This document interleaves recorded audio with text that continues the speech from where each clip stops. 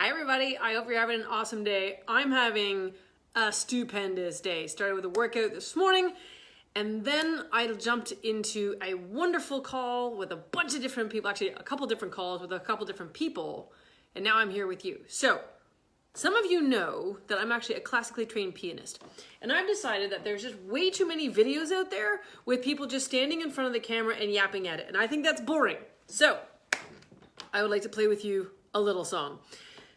Today I want to talk about fear. Now, I don't know if I was born many moons ago, and you'll recognize this song, and it'll probably inspire in you the same kind of like terror and fear as it inspired in me growing up. Do you remember that? I used to play this for my kids. Huh? And it gets faster, right? What does that mean to you? Oh my God, I'm gonna get eaten by a shark! Boom! And then, bam!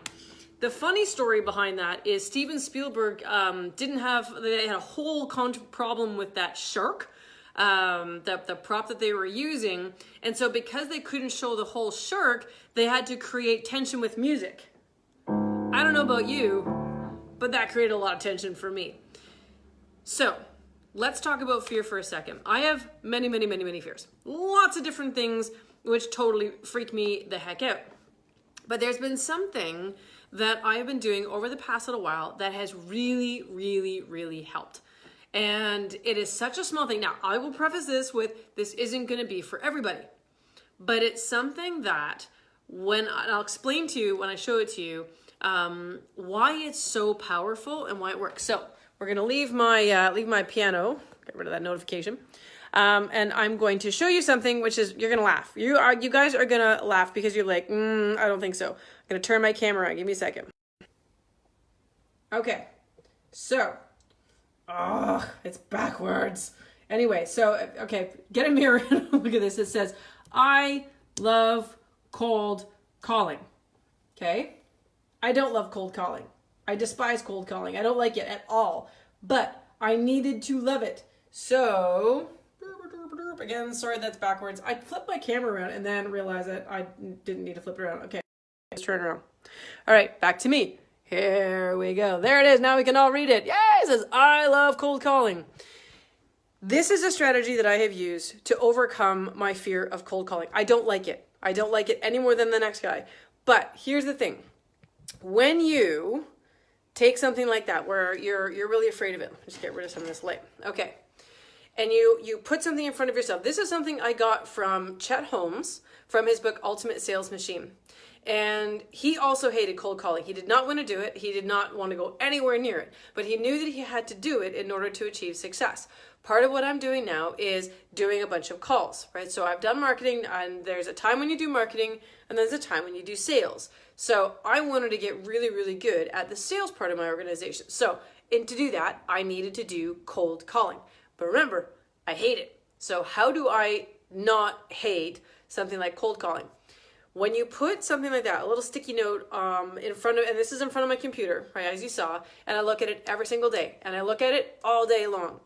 And when you do that and you look at it, and when I first put it there, and I'm like, no way, there's no way I'm going to like cold calling. But then I looked at it again, and I didn't like it very much the next day, or the next day, or the next day. And I put it off, and I procrastinated until one day I thought, okay, you know what? I've been looking at this note for a long time. So surely it's not going to kill me if I do that. So I started making cold calls. And you know what? It wasn't that bad. And I'm like, no way. And so, do I love cold calling now? No, absolutely not. Hi, Mary Ellen. Can't wait to see you this summer. Woo woo. And so I used to hate to do a lot of things. And so what I have done, and this was what spurred me to do a whole bunch of new things, to start a new workout routine, to start working out in the morning, which I'd always told myself, there's no way I can work out in the morning. Well, turns out I can. I told myself, I'm a terrible salesperson. I can't call. Well, turns out I'm okay. Turns out I'm pretty good at it, right? And so there are so many things that we tell ourselves that we can't do, when in reality, we just need to start believing a little bit of a different story. And so I decided my different story for cold calling for the sake of my business was going to be that I actually like it. And when you tell yourself, this is how our minds work.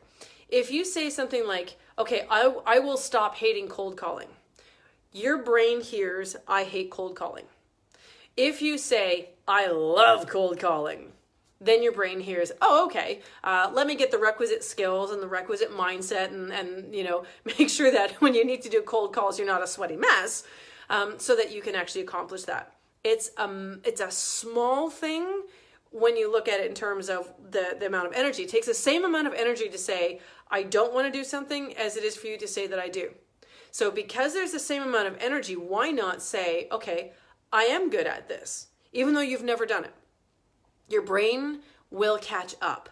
But if you keep saying, oh, one day I'll be good at it, or maybe someday I'll do something. Well, your brain says, okay, I don't need to do that. I don't need to go in and find those skills. I don't need to connect those synapses to make that happen. And so you don't. And this is where fear comes from. Fear is just knowing that we have to do something, but having so much anxiety about it that we actually don't take a forward step. And one of the reasons that anxiety stays is because we tell ourselves we can't do it. So if you go, imagine you're going on a diving board. Okay, so I'm not a huge fan of heights. I'm not really afraid of them, but you stick me on a 5-meter diving board and tell me to jump off, and I have anxiety, right? So imagine you go to the edge of this diving board and you say to yourself, you have two options.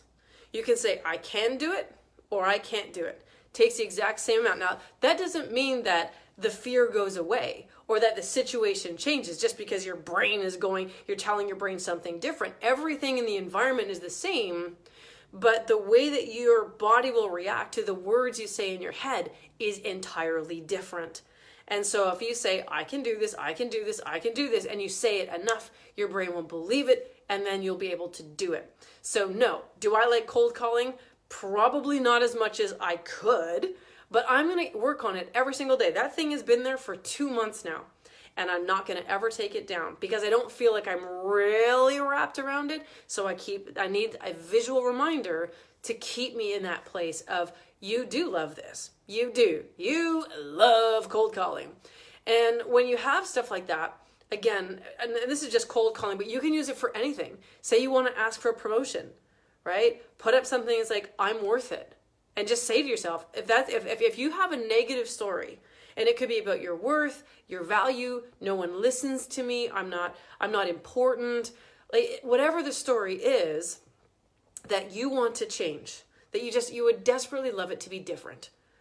I really recommend that you put something like a sticky here, somewhere where you can see it every day. It doesn't have to be at work. It could be somewhere at home. It could be in a book. It could be, maybe you've got one of those phone cover thingamajiggies and you can put it on the inside so that every time you look at it, you see it. Maybe you put a notification on your phone, like a little alarm that goes off a couple of times a day with that little message on it. Something that helps you to remind you to believe. Believe in something that maybe when you start off, is a little bit unbelievable. But inchy scratchy, bit by bit, that's how you take down the fear and you turn it into action. So today I knew I had to make a whole bunch of calls, and if you talked to me 2 weeks ago, 3 weeks ago when I started doing this, I would have been like, having to do all these anti-anxiety exercises just to get on the phone. But today I just picked it up, left a few messages, had a great conversation with a couple of people. I really moved the dial forward. But I wouldn't have been able to do that, honestly, if I hadn't had this little sticky in front of me that says, yeah, you actually can do something. You can do something that's outside your comfort zone, outside your skill set, outside your wheelhouse, whatever you want to call it. And I can make something of this, and I can actually make it really work. So, there's that one, and there's another one I want to show you. This is another cool one. And because sometimes things happen not as we expected. Okay, so there's another one, because I can't turn my phone around. See that other pink one? It says On Stage with Dean and Brendan 2019. Okay, so I set it as a goal for myself to be on stage with Brendan Burchard and Dean Graziosi. And I set that in 2018. So right now I'm recording, this is in May. Now, I've actually made that happen. Not as I expected. In my mind, when I said it, I'm like, I'm going to be on stage and I'll be presenting with them, right? But that's not how it happened. With Dean, I was one of the early adopters of his new Knowledge Business Blueprint, the mastermind.com program. And I started using it really early. He asked for a testimonial to use on the live cast with him and Tony Robbins. So I was one of the people. If you went and saw that live cast, you would have seen me, the original one, the first one that they did. You would have seen my testimonial. So to me, that is me being on stage with Dean, right? And actually Tony Robbins, which I thought, as a kicker was actually pretty good, right? So I wrote that down. And then with Brendan, he's the other one, Brendan Burchard, I recently came back from San Diego where I was certified as a high performance coach, one of only 500 in the world that are currently certified.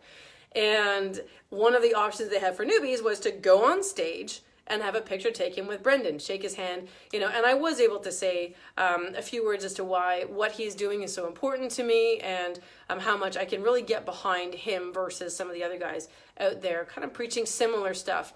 But his is based on science, so I really appreciate that. And so technically, I was on stage with Brendan. So that little sticky that I put up 6 months ago actually happened, not in the way that I thought. And that's okay, right? We'll put these things up, we'll have these ideas, we'll have these beliefs. What you also have to be is a little bit flexible with how you will sort of ascertain whether or not you succeeded or not. To me, I have succeeded in both of these things. I'm a cold caller, and I've been on stage physically with Brendan Burchard and virtually with Dean Graziosi and, again, Tony Robbins as a kicker. So, thank you, Marilyn, for saying you're proud of me. I'm proud of myself, and it is super okay for us to be proud of ourselves. I had a conversation with someone the other day about where she wanted to go with her business. And she would say, I want to be this, and then immediately kill herself with a negative association. Oh, I can't want that because people will call me this, or it's not. I shouldn't be thinking that way. And it just crushed me that this person who has so much to give would tentatively put herself out there as I think I can, and then immediately pull it back because of fear within herself, that perhaps it was not right for her to want to have those kind of lofty aspirations. Heck yeah, to the moon, Alice, as high as we can possibly go. That's where we need to go. And you're right, Mary Ellen, belief absolutely is everything. And I teach, so as you guys know, my one son has got a whole bunch of I don't want to call them mental health challenges, because to me, he's just this cornucopia of awesomeness, but not the kind of awesomeness that the world at large appreciates or understands. So let's just put it that way. And so, when he's muddling through things, or he's struggling with something happening at school or socially or whatever, I say to him, okay, Zach, there are 4 stages to changing your reality. If you don't like where you are right now, what are the 4 things? And I beat this into this kid's head, because he's going to need this. He's going to need this as he grows older. We all need this. But again, in his particular situation, because things are different for him in terms of how he's viewed as, versus the social norm, he's got a bit of a hill to climb that most of us don't have. And so I say to him, it starts with thoughts. Thoughts thought often enough become beliefs. Beliefs turn into actions. Actions create your reality. So if you don't like your current reality, so I didn't like my reality of being afraid of cold calls. And I knew that if I wanted to change my reality, I couldn't just act different. And I couldn't just believe different, right? I had to think different. And to think different, sometimes it's like trying to turn a Titanic with a toothpick. It's not easy. But when you have a simple strategy, like just this one, and everyone's going to find their own strategy. I'm just telling you guys what works for me. My simple strategy was to have words on my wall that I would look at every single day, because it was a hard belief for me to develop. So I had to see it and think it. So, because when you read something, you can't help but think it. That's how our brains work. So I read it and I would think it, and then I'd read it again and think it again. And then I keep reading, and I didn't take action right away because it didn't turn into belief. You can't go from thought to action. It doesn't work. There's got to be a belief in the middle. So to get that belief, you got to think the thing you want to see in reality first. And that makes no sense, and it's really difficult to do, because when you first start thinking something, you really hope that your reality immediately changes. Not the way it works. So start with a thought.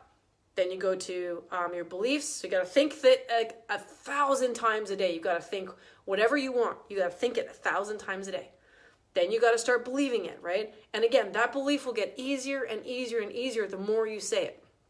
I've overcome gigantic fears in my life, right? So most of you guys know my story, but I grew up in a group that was very isolating and very controlling, and created a whole bunch of thoughts and beliefs within me that were very frightening and very scary and hard to get rid of. It took me 3 years once I left it to believe that when I'd get in my car, I wouldn't die. Like, honestly, that's how severe it was for me. So I understand how difficult this is. That took 3 years for me to overcome that one. But something like cold calling, that's a little bit easier. It's a bit more of a low-hanging fruit. So there might be something in your life that you say, you know what, I really wish that was different. I really wish that I wasn't afraid of that thing. So pick it. Put a little sticky on your wall. Watch, listen to yourself say the words over and over and over again. So again, mine is I love cold calling. And the other one was I wanted to be on stage with Dean and Brendan. I just said it, and I said it and over and over and over in my head because it's right above my computer. And then I believed it. And because I believed it, I did everything I could to take action towards that. So when I bought into the Knowledge Business Blueprint, the mastermind.com thing with Dean and Tony, I didn't expect to be showcased in any kind of a big way. And I don't even know to this day if they even know my name. That's not the point. My point is that at least I took some action that would get me closer to that, right? And it worked. And that became my reality. And so this has been my journey so far. And it can be anybody's. Like, this is not my own special superpower. If it is, allow me to be laser focusing at you, my superpower, so that you can adopt it yourself. And you're right, Chip. We're all about, I'm assuming that I am statements means that we're all about statements, because we need to be. And statements are thoughts, just spoken, really. And when you speak your thoughts, it's even more powerful. So, when my husband would come home from work, I'd be like, okay, or even I call him all day long, lucky soul. And I would say to him, I need to be a better cold caller. I am a good cold caller. I'm a good cold caller. And he's like, you got it, babe, go for it. And then, off I would go. And sometimes I would make calls, and sometimes my fear would win that day. And some days our fear is going to win. Oh, well, that's life. No one's going to die. Okay? Just pick up and try again. And that's what successful people do.